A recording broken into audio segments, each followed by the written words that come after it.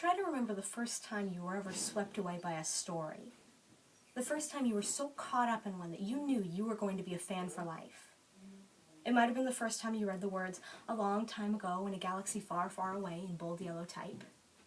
It might have been during your first trip to the Shire, or when you first caught yourself hoping for your Hogwarts letter to arrive via owl.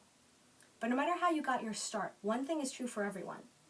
You never forget your first fandom. Well, what is a fandom, you might ask?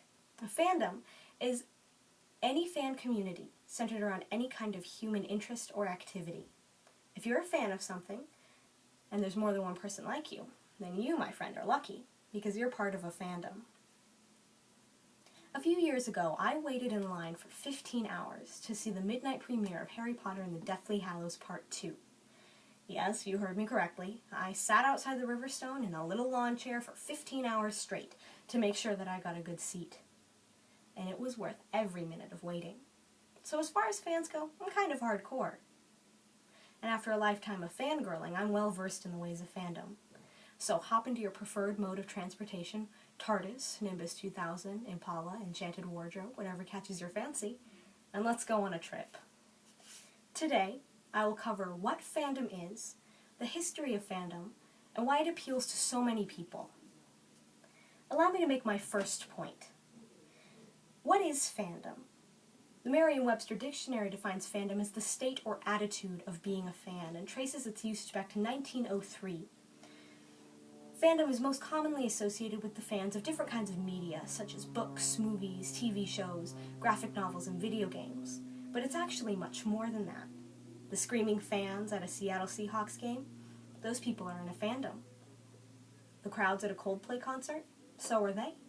They just might not realize it, because so many people falsely associate fandom only with socially awkward nerds or geeks, when in reality, fandom encompasses a much broader spectrum of people and interests.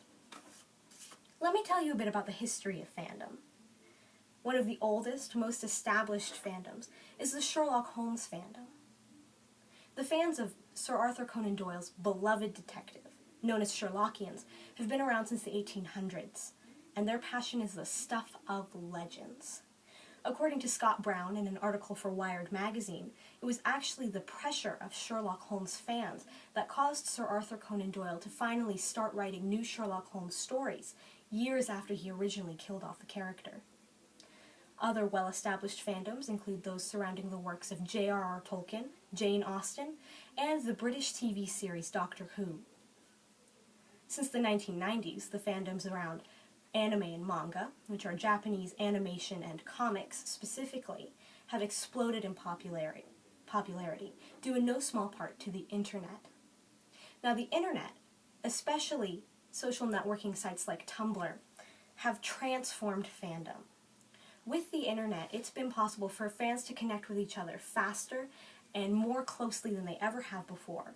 And it's also made it possible for little-known fandoms to find global audiences and explode with popularity almost overnight. Allow me to make my last point. Fans are known for their boundless creativity. That's often why they're fans in the first place. Creativity, ingenuity, innovation, and storytelling are what excite them and what drive them. Because of this, many fans participate in something called fan work, which is a body of creative works and activities. For example, fan fiction, which is story writing, fan art, filk, or fan-themed music, and costuming and prop making are very popular fan activities. Fandom is a social activity. Many fans, through the internet and through in-person meetings, forge deep, long-lasting connections and friendships with one another through their fandoms, using that as a base. Fans also like to use fan activities and fan works to explore the worlds of the stories that they most enjoy and maybe even fix problems such as a particularly traumatic character death. The history of fandom is a long and storied one, and it's still unfolding. Participating in fandom can provide a creative outlet, a deep sense of personal satisfaction and fulfillment, as well as connections with other people who share similar passions. That's why people flock to these communities in droves, and always have. At its heart, fandom is about stories. The stories that inspire us, the stories that connect with us, the stories that drive us to create stories of our own. Everybody has a fandom story. What's yours? Thank you.